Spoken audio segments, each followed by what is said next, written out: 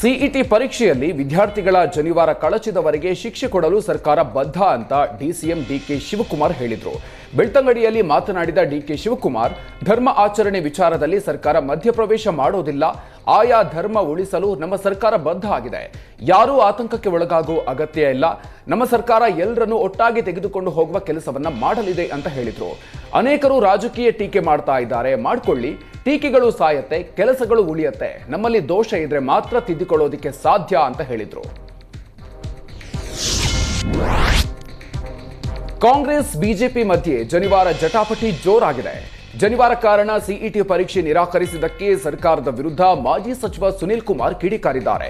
ಬೆಂಗಳೂರಿನಲ್ಲಿ ಮಾತನಾಡಿದ ಸುನೀಲ್ ಕುಮಾರ್, ಸಿದ್ದರಾಮಯ್ಯ ಹಿಂದೂ ದ್ವೇಷಿಯಾಗ್ತಿದ್ದಾರೆ. ಸಿದ್ದರಾಮಯ್ಯ ಕುಮ್ಮಕ್ಕಿನಿಂದಲೇ ಅಧಿಕಾರಿಗಳು ಪರೀಕ್ಷೆಗೆ ನಿರಾಕರಿಸಿದ್ದಾರೆ ಅಂತ ಆಕ್ರೋಶವನ್ನು ಹೊರಹಾಕಿದ್ರು. ಮಕ್ಕಳ ಭವಿಷ್ಯದ ಜೊತೆಗೆ ಅಧಿಕಾರಿಗಳು ಚೆಲ್ಲಾಟ ಆಡಬಾರದು. ಮಕ್ಕಳ ನಿರ್ಭೀತಿಯಿಂದ ಪರೀಕ್ಷೆ ಬರೆಯುವಂತ ಪರಿಸ್ಥಿತಿಯನ್ನ ನಿರ್ಮಿಸಬೇಕು ಅಂತ ಸುನೀಲ್ ಕುಮಾರ್ ಆಗ್ರಹಿಸಿದ್ರು.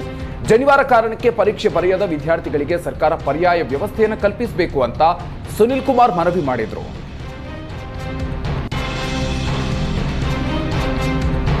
ಜನಿವಾರ ಧರಿಸಿದ್ದಕ್ಕೆ ಸಿಇಟಿ ಪರೀಕ್ಷೆಗೆ ನಿರಾಕರಿಸಿದ ಘಟನೆಯನ್ನ ಬಿಜೆಪಿ ಶಾಸಕ ಅರವಿಂದ ಬೆಲ್ಲದ್ ಖಂಡಿಸಿದ್ದಾರೆ. ಧಾರವಾಡದಲ್ಲಿ ಮಾತನಾಡಿದ ಬೆಲ್ಲದ್, ಸಿದ್ದರಾಮಯ್ಯ ಸರ್ಕಾರ ಮುಸ್ಲಿಮರಿಗೆ ಮಾತ್ರ ಸೀಮಿತವಾದಂತೆ ಕಾಣ್ತಾ ಇದೆ. ರಾಜ್ಯದಲ್ಲಿ ಮುಸ್ಲಿಮರು ಬಿಟ್ಟು ಬೇರೆ ಯಾರೂ ಸುರಕ್ಷಿತ ಇಲ್ಲ ಅಂತ ಆಕ್ರೋಶವನ್ನ ಹೊರಹಾಕಿದ್ರು. ಜನಿವಾರ ಹಿಂದೂ ಧರ್ಮದ ಅವಿಭಾಜ್ಯ ಅಂಗ. ಮಹಾಭಾರತ ಕಾಲದಿಂದಲೂ ಕೂಡ ಜನಿವಾರ ಇದೆ.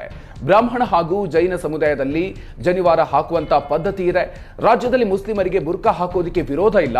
ಆದರೆ ಅಂಗಿಯೊಳಗೆ ಜನಿವಾರ ಹಾಕಿದ್ರೆ ಇವರ ಸರ್ಕಾರಕ್ಕೆ ತೊಂದರೆಯಾ ಅಂತ ಬೆಲ್ಲದ ಪ್ರಶ್ನೆ ಮಾಡಿದ್ರು. ಸಿಎಂ ಕುಮ್ಮಕ್ಕಿನಿಂದಲೇ ಈ ಘಟನೆಯಾಗಿದೆ.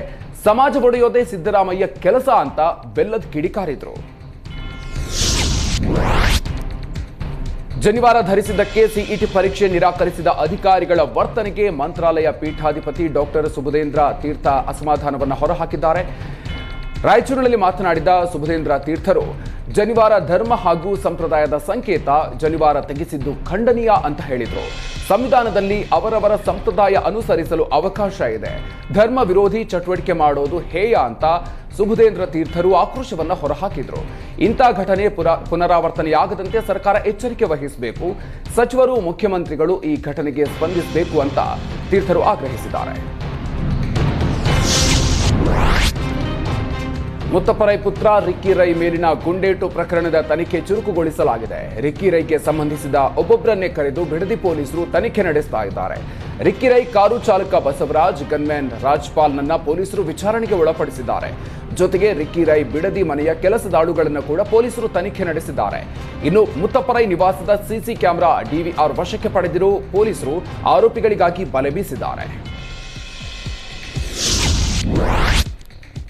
ರಾಜ್ಯದ ಹೆಣ್ಮಕ್ಕಳಿಗೆ ಸರ್ಕಾರ ಗುಡ್ ನ್ಯೂಸ್ ಕೊಟ್ಟಿದೆ. ಇನ್ನು ಮುಂದೆ ರಾಜ್ಯದ ಎಲ್ಲಾ ಶಾಲೆಗಳಲ್ಲಿ 50% ಸೀಟು ಹೆಣ್ಮಕ್ಕಳಿಗೆ ಮೀಸಲಿಡುವಂತೆ ಸರ್ಕಾರ ಆದೇಶಿಸಿದೆ. ಅನುದಾನಿತ ಹಾಗೂ ಅನುದಾನ ರಹಿತ ಖಾಸಗಿ ಶಾಲೆಗಳಿಗೆ ಹೊಸ ನಿಯಮ ಅನ್ವಯಿಸಲಿದೆ. ಸಿಬಿಎಸ್ಇ, ಐಸಿಎಸ್ಇ ಕೇಂದ್ರ ಪಠ್ಯಕ್ರಮ ಅನುಸರಿಸುವ ಶಾಲೆಗಳು ಕೂಡ 50% ಸೀಟ್ಗಳನ್ನು ಹೆಣ್ಮಕ್ಕಳಿಗೆ ಮೀಸಲಿಡಬೇಕಿದೆ. ಒಂದು ವೇಳೆ ದಾಖಲಾತಿ ವೇಳೆ ನಿರೀಕ್ಷಿತ ಅರ್ಜಿಗಳು ಲಭ್ಯವಿಲ್ಲದೇ ಇದ್ದಾಗ ಉಳಿಕೆ ಸೀಟ್ಗಳನ್ನು ಬಾಲಕರಿಗೆ ನೀಡಬಹುದಾಗಿದೆ. ಭಾಷಾ ಮತ್ತು ಧಾರ್ಮಿಕ ಅಲ್ಪಸಂಖ್ಯಾತ ಶಾಲೆಗಳಿಗೆ ಈ ನಿಯಮ ಅನ್ವಯಿಸುವುದಿಲ್ಲ.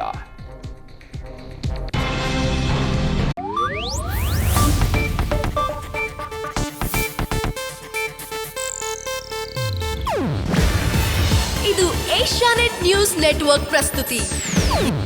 ನೀವು ನೋಡ್ತಿದ್ದೀರಾ ಏಷ್ಯಾನೆಟ್ ಸುವರ್ಣ ನ್ಯೂಸ್.